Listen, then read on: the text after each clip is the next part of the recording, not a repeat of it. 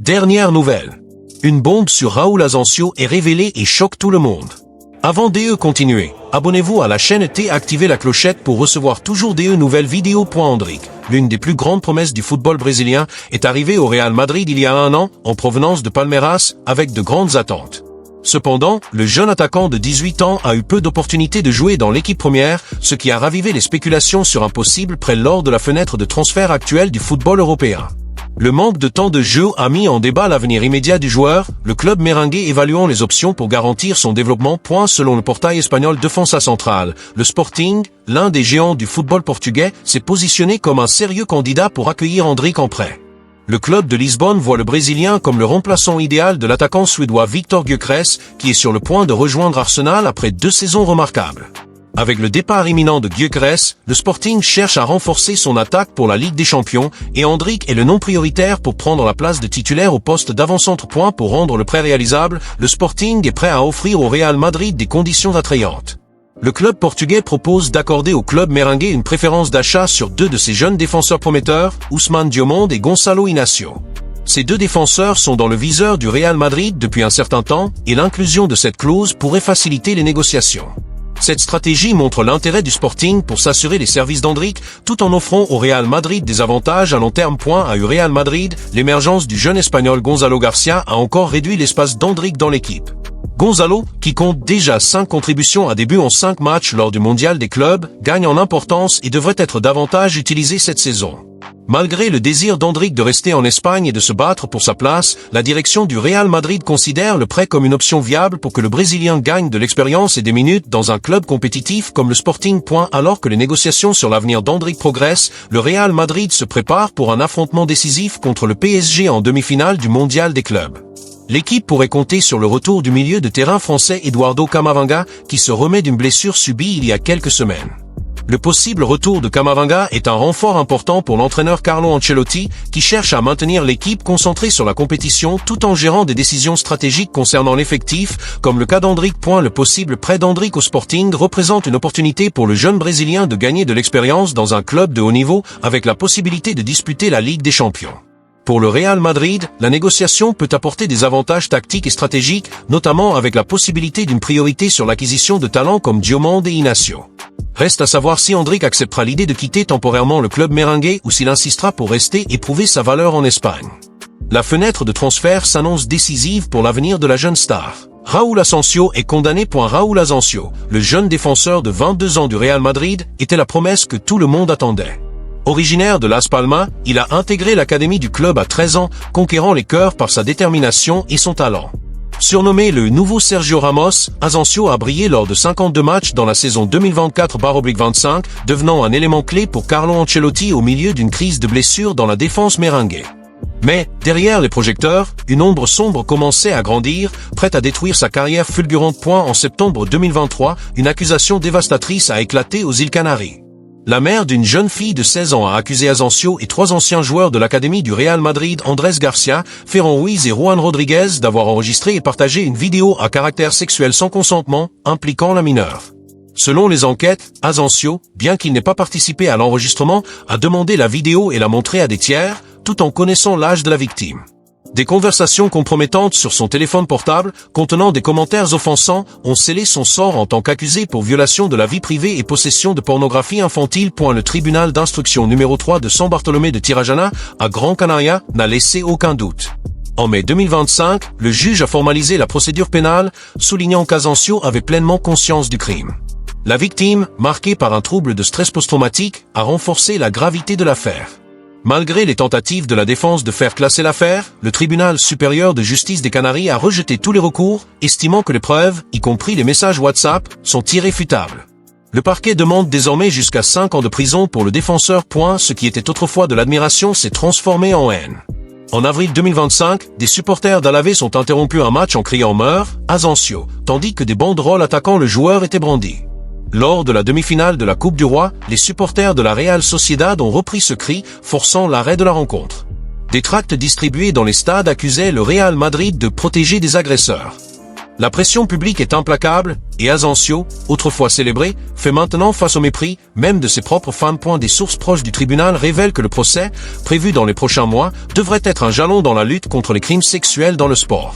Des experts juridiques affirment que la condamnation d'Asensio est pratiquement certaine, le parquet réclamant la peine maximale. Il n'y a pas d'échappatoire pour ceux qui diffusent de la pornographie infantile, surtout avec des preuves aussi claires, a déclaré un procureur anonyme.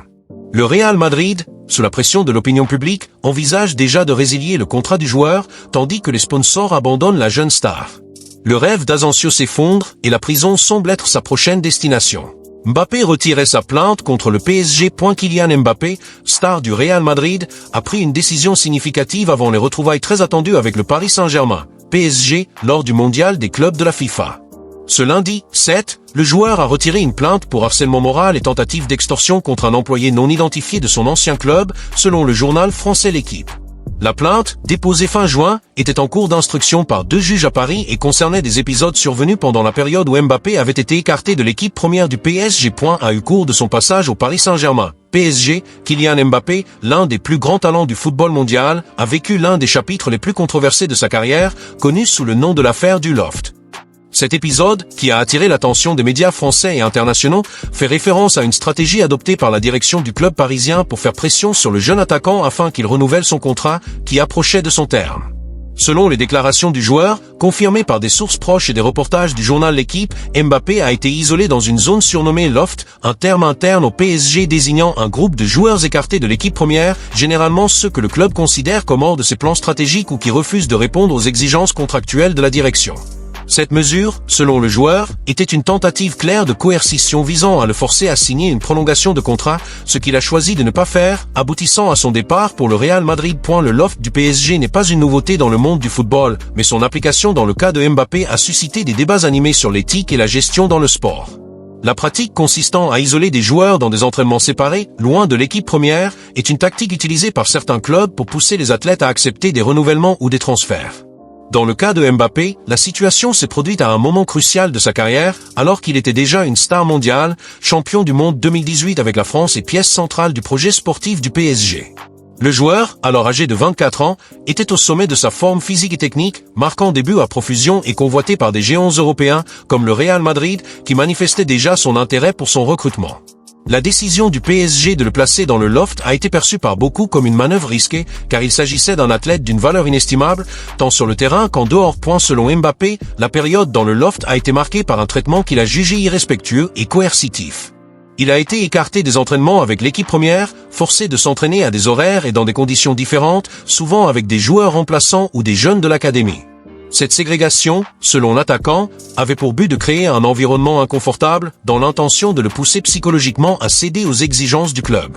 La direction du PSG, dirigée par le président Nasser Al-Khelaifi, espérait que Mbappé, face à cet isolement, opterait pour une prolongation de son contrat, qui devait expirer en 2022 mais a été prolongé jusqu'en 2023 après d'intenses négociations.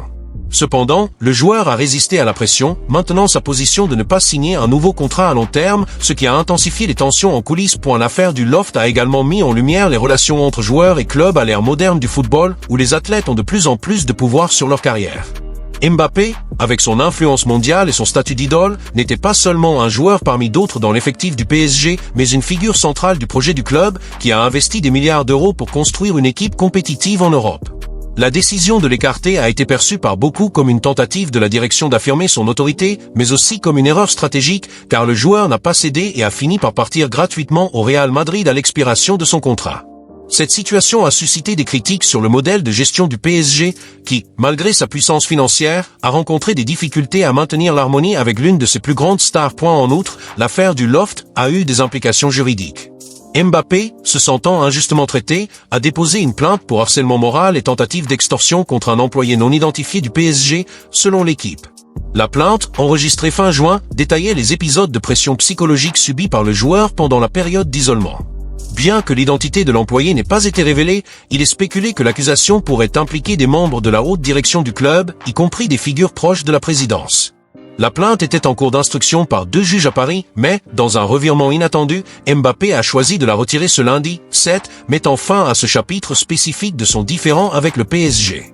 La décision de retirer la plainte peut être interprétée comme une manœuvre stratégique du joueur pour apaiser les tensions avant les retrouvailles avec son ancien club lors du mondial des clubs, mais elle soulève également des questions sur d'éventuels accords extrajudiciaires ou un changement d'approche de la part de l'attaquant. L'impact du loft sur la trajectoire de Mbappé au PSG ne peut être sous-estimé. Au cours de ses 7 années au club, il a marqué 256 buts en 308 matchs, des chiffres qui en font le meilleur buteur de l'histoire du PSG. Cependant, les moments de tension, comme la période dans le loft, ont laissé des traces dans sa relation avec les supporters et la direction. Certains fans parisiens, qui voyaient initialement Mbappé comme un héros local, ont commencé à remettre en question sa loyauté envers le club, tandis que d'autres ont défendu le joueur, estimant que la pression exercée par la direction était disproportionnée. L'affaire a également alimenté les débats sur l'environnement interne du PSG, qui, malgré son succès financier et sportif, est souvent critiqué pour sa gestion des stars et son manque d'harmonie dans les moments cruciaux. Le retour de Mbappé dans l'équipe première, après la période dans le loft, a été une solution temporaire à la crise. Il a repris le jeu et marqué des buts, mais la relation avec le club ne s'est jamais complètement rétablie. La décision de ne pas renouveler son contrat et le transfert ultérieur au Real Madrid ont marqué la fin d'une ère pour le PSG, qui a perdu l'un de ses plus grands talents sans compensation financière. L'affaire du loft demeure un exemple emblématique des tensions qui peuvent surgir entre clubs et joueurs dans un sport de plus en plus dominé par des intérêts commerciaux et des négociations complexes. Kylian Mbappé, désormais star du Real Madrid, a pris une décision significative en retirant, ce lundi 7, une plainte pour harcèlement moral et tentative d'extorsion contre un employé non identifié du Paris Saint-Germain, PSG, selon le journal français L'Équipe. Cette plainte, déposée fin juin et en cours d'instruction par 2 juges à Paris, concernait les épisodes tumultueux de la période où le joueur avait été écarté de l'équipe première du club parisien dans une tentative de la direction de le pousser à renouveler son contrat. Le retrait de la plainte marque la fin de l'un des différends juridiques entre Mbappé et son ancien club, mais ne met pas un terme aux tensions, car une autre question judiciaire reste en cours. L'attaquant réclame environ 55 millions d'euros pour des salaires et des primes non payées au cours des 3 derniers mois de son passage au PSG. Ce montant, qui inclut des rémunérations en retard et des primes contractuelles, reflète l'usure d'une relation qui, bien que marquée par un succès sportif, a été entachée par des conflits financiers et administratifs en coulisses. La décision de Mbappé de retirer la plainte pour harcèlement moral et tentative d'extorsion est un développement qui a surpris de nombreux observateurs du football, surtout compte tenu de la gravité des accusations. La plainte initiale détaillait ce que le joueur considérait comme un traitement injuste et coercitif de la part du PSG, notamment pendant la période où il avait été isolé dans le loft. Cet épisode, survenu à un moment critique des négociations contractuelles, a été interprété par Mbappé comme une tentative de le forcer à renouveler son contrat, qui approchait de son terme. La plainte, déposée avec détermination, visait un employé du club dont l'identité n'a pas été révélée mais qui pourrait être lié à la haute direction administrative du PSG. Le choix de Mbappé de faire marche arrière dans cette action judiciaire soulève des spéculations sur les raisons de cette décision.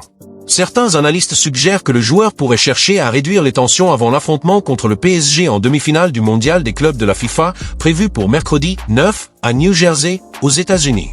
D'autres évoquent la possibilité d'un accord extrajudiciaire ou d'une stratégie visant à se concentrer sur sa nouvelle phase au Real Madrid, évitant ainsi des distractions juridiques prolongées. Le retrait de la plainte, cependant, n'efface pas les cicatrices d'une relation conflictuelle avec le PSG. Au cours de ses 7 années au club, Mbappé a été le protagoniste d'une ère dorée, devenant le meilleur buteur de l'histoire de l'équipe avec 256 buts